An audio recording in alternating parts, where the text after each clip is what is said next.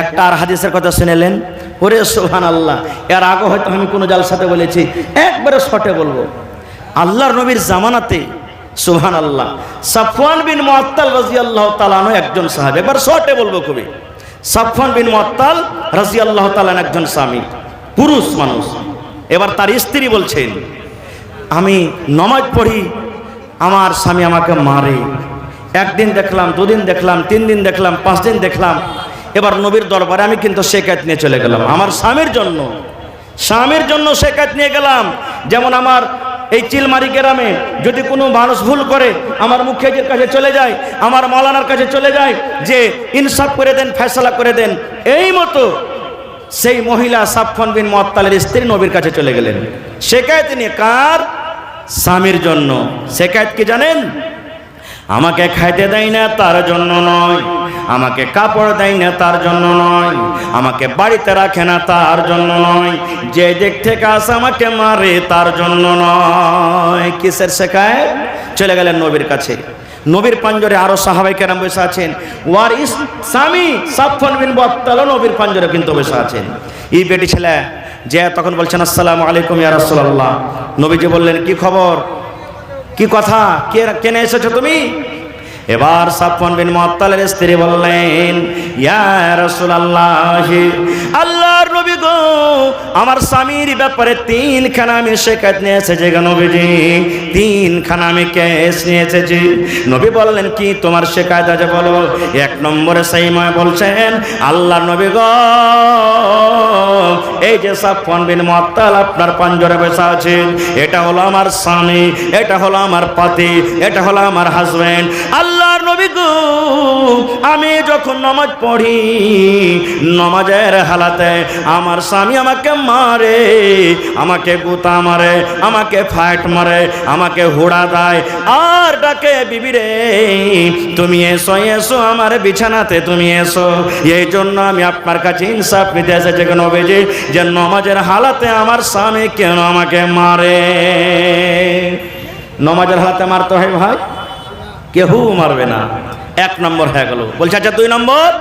আবার মহিলাটা বলছেন, ইয়া রাসূলুল্লাহ, নবী গো, আমি যখন রোজা রাখি গো নবীজি, দিনের বেলাতে যখন আমি রোজা রাখি, আমার স্বামী সাফওয়ান আমার মুখে পানি দিয়ে কিংবা আমার মুখে খাজর দিয়ে আমার রোজাটাকে ভেঙে দেয়।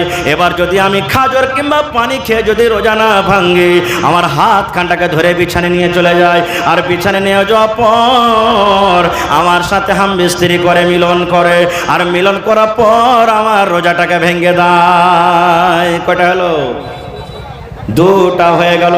এবার সেই মহিলা বলছেন, 3 নম্বর কেস নবী গো, নবী গো, যখন সূর্যটা উঠে যায় পূর্ব দিকে, যখন সূর্যটার ছাটা চলে আসে, সূর্যটা যখন উঠে যায়, তখন আমার স্বামী ফজরের নামাজ পড়ে। সূর্য ওঠার আগে আমার স্বামী ফজরের নামাজ পড়ে না।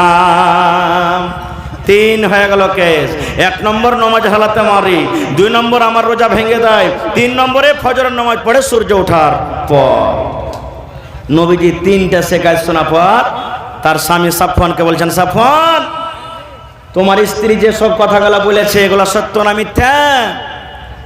আমাদের মানুষ, আমাদের মতো এই জামানার আমরা মানুষ হতাম, লজ্জার কারণে বলতাম না নবীজি সব মিথ্যা কথা বলেছে, একটা সত্য কথা বলেনি, এই কথা আমরা বলতাম।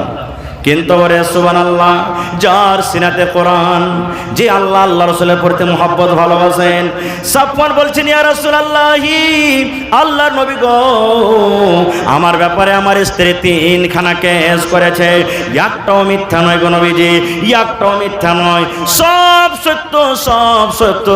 আমার বিবি আমার ব্যাপারে যা বলেছেন সব হলো সত্য। এবারে নবী তখন বললেন, বাবারে, নামাজটা হয়তো আল্লাহর ইবাদত, নামাজের হালাতে তুমি কেন মারো, নামাজে তুমি কেন মারো, বিবিকে তুমি নামাজের হালাতে কেন মারো? এইবারে সাফওয়ান বলছেন, ইয়া রাসূলুল্লাহ, আল্লাহর নবী গো, তাইলে আমি কেন মারি নামাজের হালাতে, আমি কেন মারি? তাহলে আমার কথাটা একটু শুনে নেন। এবার সাফওয়ান বলছেন, ইয়া রাসূলুল্লাহ, আমি একটা গরিব মানুষ, আমি কামে কাজে চলে যাই, মাঠে ঘাটে আমি কাজ করি। এবার কাজ করার পর সন্ধ্যাবেলাতে আমি বাড়ি আসি, মাগরিব এশার নামাজ পড়ে আমি ঘুমিয়ে যাই, বিছানায় চলে যাই। আমার স্ত্রী এবারে নামাজ পড়িতে শুরু করে, নামাজ পড়িতে শুরু করে। নবী গো কত লম্বা লম্বা করে সূরা তেলাওয়াত করে। কোরআনের মধ্যে যেগুলো সব থেকে বড় বড় সূরা, এক এক রেখাতে দুইটা করে সূরা তেলাওয়াত করে। কোরআনের মধ্যে সূরা বাকারা সূরা লম্বা, সূরা নিসা, সূরা মায়েদা, সূরা আলে ইমরান, এই সূরাগুলো লম্বা লম্বা সূরা। দুটা সূরা মিলিয়ে মোটামুটি 4 থেকে 5 পারা। বলছেন ইয়া রাসূলুল্লাহ, এক রাকাত নামাজে 4 পারা থেকে নিয়ে 5 পারা পর্যন্ত তেলাওয়াত করে। কোনোদিন রাত 2টা হয়ে যায়, কোনোদিন রাত 3টা হয়ে যায়, কোনোদিন ফজর হয়ে যায় নামাজ পড়িতে পড়িতে। আর আমি মাঠে ঘাটে সারাদিন কাজ করি, বিছানায় আমার কিন্তু ঘুম আসে না। আমি বুঝালাম একদিন বিবিকে, বিবি রে এত লম্বা করে তুমি তেলাওয়াত করিও না, এত লম্বা করে তুমি নামাজটা পড়িও না। একদিন বুঝালাম, 2 দিন বুঝালাম, কিন্তু আমার কথা মানে না। আমার কথা যখন না মানি, তখন আমি নামাজের হালাতে তাকে কিল মারি, তাকে আমি ফাইট মারি, আর বলি বিবি রে এত তুমি নামাজ লম্বা করিও না, এত নামাজ লম্বা করিও না। এসো এসো, তুমি আমার বিছানায় এসো, আমার মাথাটা তুমি দেবে যাও, আমার গা হাতে তুমি তেল দিয়ে দাও, আমার পাটা তুমি একটু দেবে দাও। এসো তুমি আমার বিছানাতে তুমি এসো। আমার কথা না মানে না শুনি, নামাজটাকে লম্বা করার কারণে আমার বিবিকে আমি মারি। এবারে নবীজি বললেন, ও মহিলারা, যখন তোমাদের স্বামী বাড়িতে থাকবে লম্বা সূরা পড়ার দরকার নাই, ছোট ছোট সূরা পড়ি তোমরা নামাজ পড়ো যথেষ্ট। এবার তার আগে একটা কথা বলি, এই যে তারাবি আসছে ভাই সামনে, এক রুকুতে 3 রাকাত 4 রাকাত আমরা পড়েলি। তারপরে বলছি মৌলভী সাহেব তুমি দেখতে পাও না যে এত পাটাপট মশা লাগছে গরমের দিন, ছোট করতে পারো না?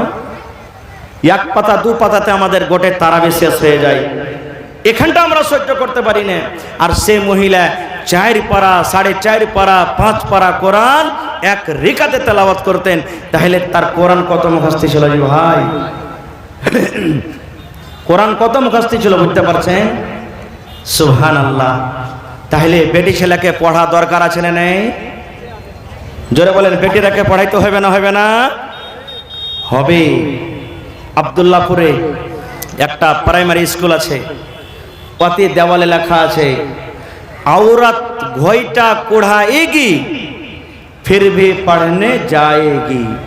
औरत घोइटा कुढ़ाएगी फिर भी पढ़ने जाएगी। आजकल कर मुसलमान बेटारा के पढ़ाबो, बेटी के पढ़िए की लाभ আছে? ই তো যা পরে বাড়তে গোবর তুলবে, বাড়ি ঝাড় দিবে, ঘর ঝাড় দিবে, ঝুল ঝাড় দিবে, বাড়ি লেপবে, ইয়ারাকে ফের পড়িয়ে কি করবো? না রে ভাই না। যদি না পড়া তাহলে ওই 10-15 বছর 20 বছর আগে যে আমার মায়েরা খালারা বেটা বেটিরাকে যখন রাতের বেলাতে পেশাব করতে উঠে তখন যে দোয়া শেখাইতো, 1 বাত্তা 2 বাত্তা 3 বাত্তা ঘর সত্তা বাহির মুত্তা, ওইগুলো শিখাইবে। শেখাইতো না আগে? 1 বাত্তা 2 বাত্তা 3 বাত্তা ঘর সত্তা বাহির মুত্তা, ওইগুলোই শিখাইবে যদি না পড়ান তো। এই জন্য ভাইরে আমাদের এলাকাতে একটা বানাত মাদ্রাসা নাই। দ্বিতীয় কথা, বানাত মাদ্রাসা চালাটা খুব আসান নয় রে ভাই। বেটা ছেলের মাদ্রাসা থেকে বেটি ছেলের মাদ্রাসাতে খুব হিসাব কিতাব বেশি, খরচ বেশি, আর খুব সাবধানে চালাইতে হবে।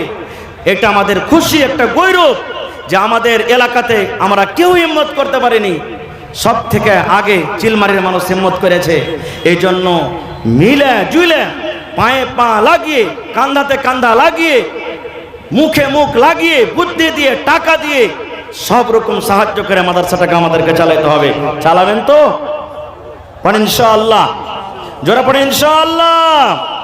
ভাই মুসলমান, আজকে এই এলাকাতে একটা বানাত হয়েছে। আমাদের মেয়েরা কত ভাই এমন আছে, গরিব মানুষ, 3-4 মেয়ে আছে, হয়তো একটাকে পড়িতে দিয়েছে, খরচ জুটে না।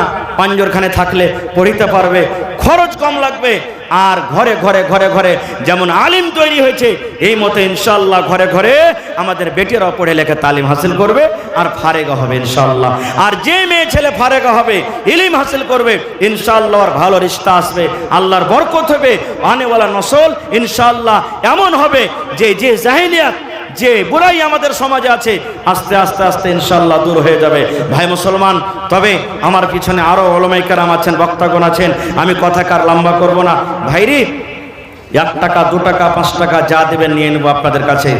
তবে আজকের জালসাতে দেখি কোন আল্লাহর বান্দা এমন আছেন যে 50,000 টাকা এই বানাত মাদ্রাসার জন্য দান করবেন। বানাত শুরু হয়ে গেছে, কত কষ্ট করে করছে বানাত। 50,000 টাকা দান করবেন, ইনশাআল্লাহ সামনে 3 মাস বাদ রোজা থেকে অ্যাডমিশন চালু হয়ে যাবে। আপনাদের দোয়া দয়া সাহায্য থাকে ইনশাআল্লাহ মাদ্রাসা চালু হয়ে যাবে। ভাইরে এই মাদ্রাসার জন্য, মেয়ে ছেলের জন্য দেখি একটা লোক 50,000 টাকা দিবেন, কিংবা 1 কাঠা জমিন দান করবেন। হয় মাদ্রাসার আঞ্জর পাঞ্জরে থাকলে লাগিয়ে দেন, জায়গাটা বড় হবে, আর না হলে মাঠে ঘাটে কোনো জায়গাতে আছে বিক্রি করে যা টাকা হবে লাগিয়ে দিবেন। দেখি একটা লোক 10,000 টাকা দিবেন, এবং 5টা লোককে আমি দেখবো 5,000 5,000 5,000 করে, এবং 500 1000 2000 করে।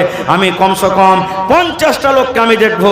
ভাই হিম্মতে বান্দা মাদাদে খোদা, এই গত রাতের আগা রাতের 2 রাত আগে এই উত্তর দিনাজপুরে বরিহান গাঁও আছে, মতিবুর রহমান সাহেব মাদানী হাফেজাহুল্লাহ, জুম্মার দিনে তার বাড়িতে খাওয়া দাওয়া হলো। কি সুন্দর মেহমান নওয়াজি করলেন, গ্রামে জালসা। ওরে সুবহানাল্লাহ, কি আপনাকে বলবো, একজন মহিলা, একজন আমার মা খালা গলা থেকে 1.5 ভরি ওজনের সোনার চেন লেসে হাজির করে দিলেন, মোটামুটি যার দাম 1 লাখ থেকে বেশি। 1.5 ভরি হার 1 লাখ থেকে বেশি। টাকা পয়সা তো নিজের জায়গাতে আছে,